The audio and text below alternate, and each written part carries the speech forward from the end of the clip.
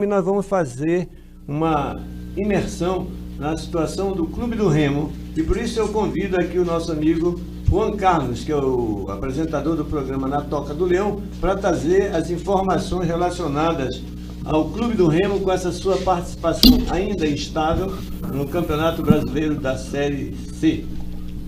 Seja bem-vindo, grande companheiro Juan Carlos. Quais são as novidades que você traz para nós a respeito do Clube do Remo com essa sua participação na nossa Série C? Opa, pois bem, Newton Guedes, boa tarde a todos vocês e um bom almoço também às pessoas que estão acompanhando o programa Panorama Amazônico, a você também, Newton Guedes, o apresentador. Pois bem, Newton, amanhã tem Leão em campo no estádio Bampará Baenão às 19h30. Clube do Remo e Ferroviário mais uma vez irão se enfrentar, dessa vez pela 10ª vez, já que eles se confrontaram 9 vezes durante a caminhada aí entre Clube do Remo e Ferroviário. Daqui a pouco vou trazer o histórico. A última vez que se enfrentaram foi justo no Baenão, à noite também, por coincidência, onde o Clube do Remo venceu por 2-1 na Série C de 2022, quando o Clube do Remo fez o gol da vitória aos 50 do segundo tempo, que infartou muita gente, né? Pelo menos naquela noite ali, que foi um teste para cardíaco, vamos dizer assim, porque o Clube do Remo precisava vencer aquela partida e o gol da vitória acabou saindo aos 50 da segunda etapa, né? Aí o Remo venceu e deu aquela continuidade, mas infelizmente a continuidade não resultou na classificação do clube, e mais uma vez o clube brigando aí para entrar no G8 e precisando a qualquer custo vencer amanhã.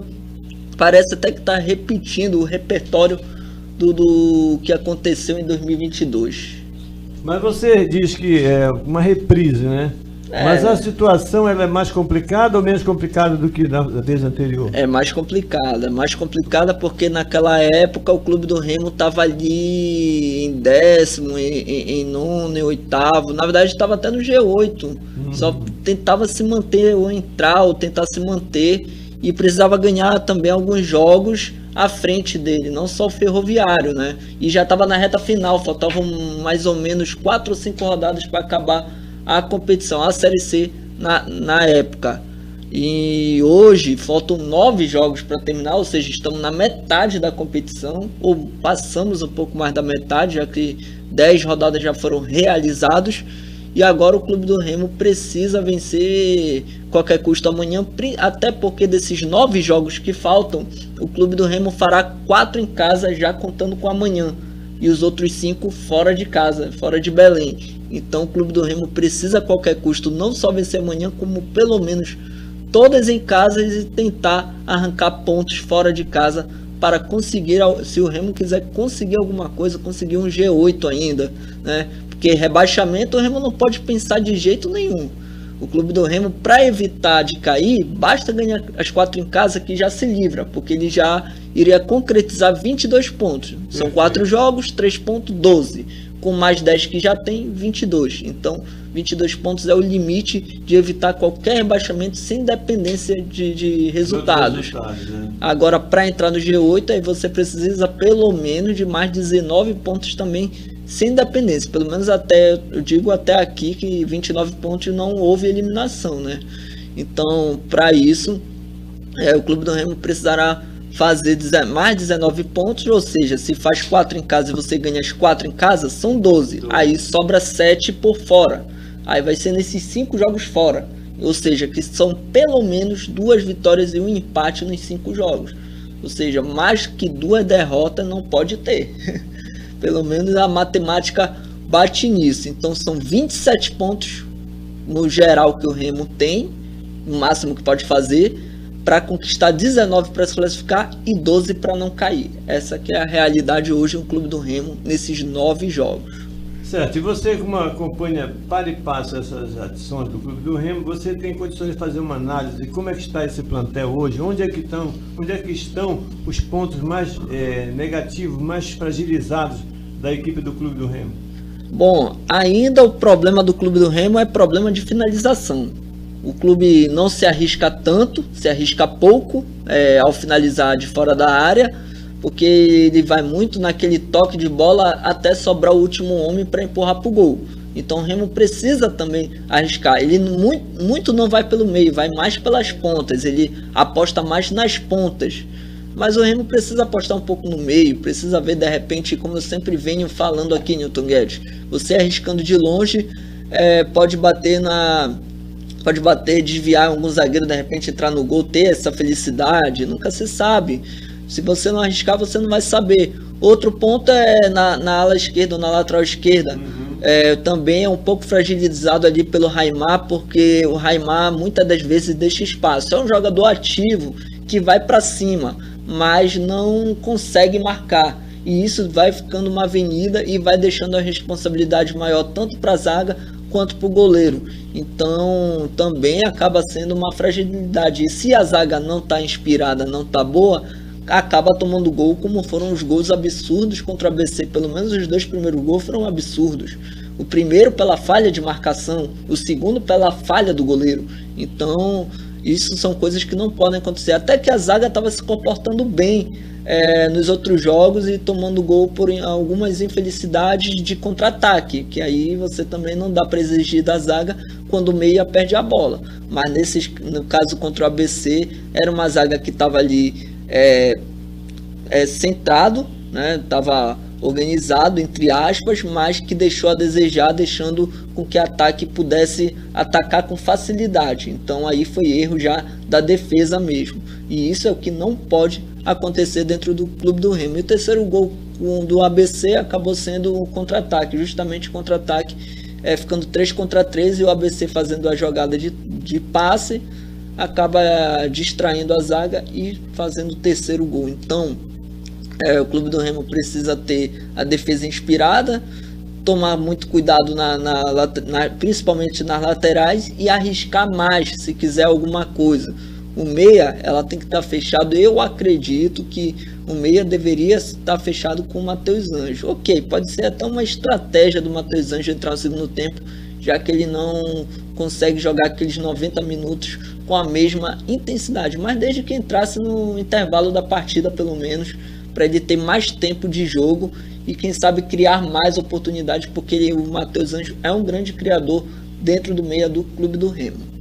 Perfeito. Agora eu estou aqui refletindo, você poderia fazer, já que você acompanha para e passo as ações do clube do Remo e vê o que é que tem sido feito, você poderia fazer uma reflexão, qual seria o time ideal na sua opinião, se você fosse o treinador?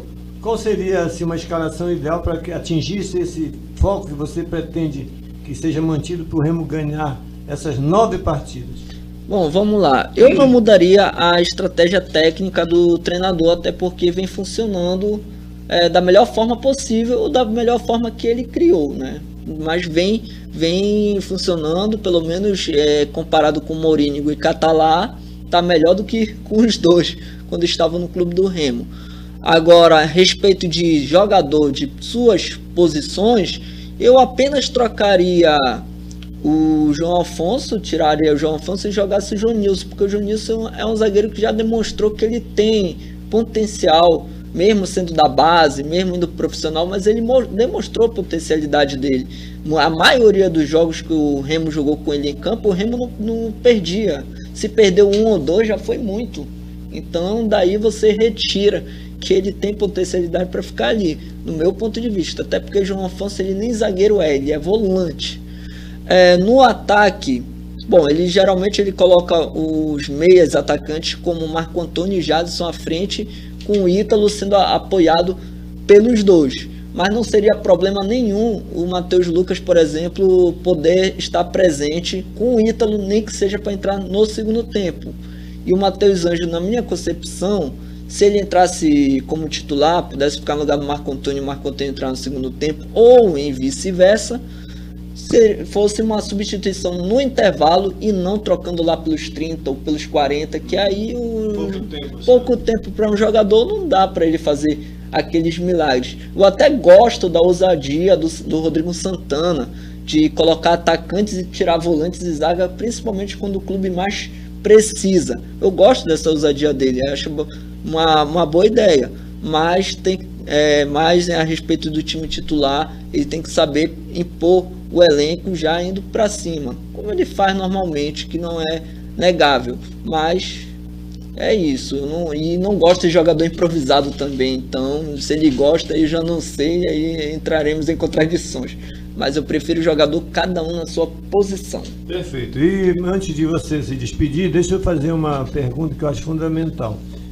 Os dois, não vou pedir para fazer todos os outros jogos uma análise, mas desses dois compromissos que o Clube do Remo tem, como é que você vê os adversários? Há um risco de que o Remo não alcance, pelo menos nessas duas primeiras partidas a partir de agora? As duas que vêm agora, isso, correto? Remo e Ferroviário agora e contra o Caxias lá no Rio Grande do Sul. Isso. Vamos lá.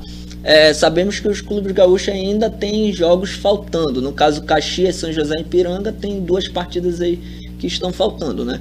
Mas ainda assim dá pra gente já fazer uma boa análise. Bom, contra o Ferroviário amanhã, o Remo precisa ganhar a qualquer custo. Ele, durante a semana, conseguiu ultrapassar o Remo com empate, ou seja, ele tem 11 pontos e o Remo tem 10 pontos. O Remo está em 12º lugar, enquanto o Ferroviário tem 11º. Já é um ponto de que o Remo precisa ganhar a qualquer custo. O Remo vai a 13 pontos vencendo e ultrapassa o próprio Ferroviário e pode ultrapassar outros dependendo do resultado dos outros. O jogo que vem é contra o Caxias, lá no Rio Grande do Sul. O ruim é que é no Rio Grande do Sul, né? Você vai pegar aquele sul, com certeza vão aproveitar mais ainda aquele frio, aquele clima friento para os jogadores do Remo. Só que o Caxias não vem andando bem das pernas, mesmo com os jogos em falta. Ele é um clube que briga para não cair. Ou seja, isso torna-se obrigação para o Remo ganhar e mais um confronto direto, né? Para se afastar mais ainda dos clubes que estão lá embaixo e buscar mais o G8. Então o Remo tem que aproveitar bem esses 2 jogos, contra o Ferroviário e contra o Caxias, porque depois você vai pegar uma pedreira, que é a Ferroviária de São Paulo, lá de Araraquara, e fora de casa, em São Paulo. E essa Ferroviária é um dos que briga para ficar no G8. Então o clube do Remo tem que aproveitar esses 2 jogos. Vamos supor que o Remo ganhe esses 2 próximos jogos e faça 6 pontos. Uma derrota para a Ferroviária não seria nada ruim. Não que eu esteja desejando derrota, né? Claro, mas já sempre pensar na vitória, ou pelo menos arrancar um empate lá fora também não é nada ruim. Mas eu diria que seria menos prejudicial você saindo com 2 vitórias e o Remo perdendo a Ferroviária. Seria menos prejudicial. Porque se o Remo tropeça para um desses jogos, principalmente com derrota, aí vai ter que ganhar a Ferroviária de qualquer maneira. Que é mais difícil. E também trazendo aquela lógica, se o Remo quiser buscar o G8, vai ter que ganhar os jogos que dá para ganhar pelo menos, porque, Newton, os clubes mais difíceis já passaram todos, com exceção dessa Ferroviária. Mas Tombense o Remo já enfrentou, São Bernardo o Remo já enfrentou, Ipiranga, que o Remo até ganhou, conseguiu uma grande conquista contra o Ipiranga, Atlético, que está brigando lá pelas 2 posições, Botafogo da Paraíba também, que está nessa briga. Todos eles já passaram, já ficaram para trás. Agora os que sobraram foram de mediano para baixo. CSA, inclusive CSA e Confiança, que são 2 adversários, jogaram ontem. CSA saiu vitorioso da partida. Então CSA, Confiança, próprio Ferroviário amanhã, o Caxias, o São José, que é lá na última rodada, lá no Rio Grande do Sul também, que briga para não cair, inclusive está na zona de rebaixamento. Digamos, entre outros clubes, Londrina, que vai ser aqui em Belém, essa partida aqui também tem a obrigação de ganhar. Então esses clubes são de mediano para baixo. O Figueirense é um clube mediano que ele tenta buscar alguma coisa, mas está ali junto com o Remo, é do mesmo nível do Remo. Então são clubes que tem que ganhar, tem que prevalecer a vitória contra esses times. Clubes que, como Ferroviária, se conseguir um empate, melhor ainda. Se conseguir a vitória, aí já sabemos que o clube quer o G8 de fato. E lembrando que o histórico entre Remo e Ferroviário foram 9 vezes jogados, 4 empates, 3 vitórias do Remo e 2 vitórias do Ferroviário apenas. Lembrando que Remo e Ferroviário já se disputaram em torneio Norte-Nordeste de 68, com uma vitória Ferroviário e um empate. Copa do Brasil de 95, quem se lembra? O Clube do Remo eliminou o Ferroviário lá, o Ceará empatou em Belém 1-1 e tinha que ganhar lá fora e ganhou por 3-1. E, inclusive, na segunda fase enfrentou o São Paulo e não teve jeito, né? O São Paulo, com o clube daquele... não tinha como. Agora, para encerrar, a sua mensagem para quem? Para os torcedores remistas. O que é que você diria para eles? Deve prestigiar? Qual é a sua opinião a respeito da participação que todos nós sabemos que é fundamental a participação da galera, da torcida? Qual é a sua opinião para encerrar? Vamos lá. Pedido de sempre. Torcedor, vamos para casa do Clube do Remo, vamos para o Bainão, vamos na nossa Toca do Leão. Prestigiar o clube. Agora mais do que nunca o clube precisa desse apoio, principalmente jogadores, treinador. Eu não vou destacar aqui diretoria, porque diretoria é fora parte, mas os jogadores e o treinador que acredito eu que estão fechados com o Remo, no sentido de querer ganhar os jogos, eles vão se sentir prestigiados com o torcedor lá no estádio. E por favor, vamos acalmar os ânimos. Isso. Não joguem coisas dentro do gramado, não fazem vandalismo. Vocês viram que o vandalismo contra o ABC, o clube pode ser punido, mesmo que esteja jogando fora de Belém, mas pode ser punido. Essa punição não sabemos como será feita, como será resolvida. Isso. Mas pode perder mando, pode afastar o torcedor, Então vamos aproveitar para apoiar. Lembrando que é Remo e Ferroviário, amanhã às 19h30, os ingressos já estão aí à venda para quem quiser acompanhar no Bainão, estádio Bampará Bainão, R$40 o ingresso da arquibancada e R$100 o camarote avulso. Então você, torcedor que queira acompanhar o Clube do Remo, vá lá na sede ou em qualquer loja do Clube do Remo para adquirir o seu ingresso. Muito obrigado, Juan Carlos, pela sua participação. Vamos torcer pelo Clube do Remo, já que é o representante paraense na Série C. Muito obrigado. E agora a gente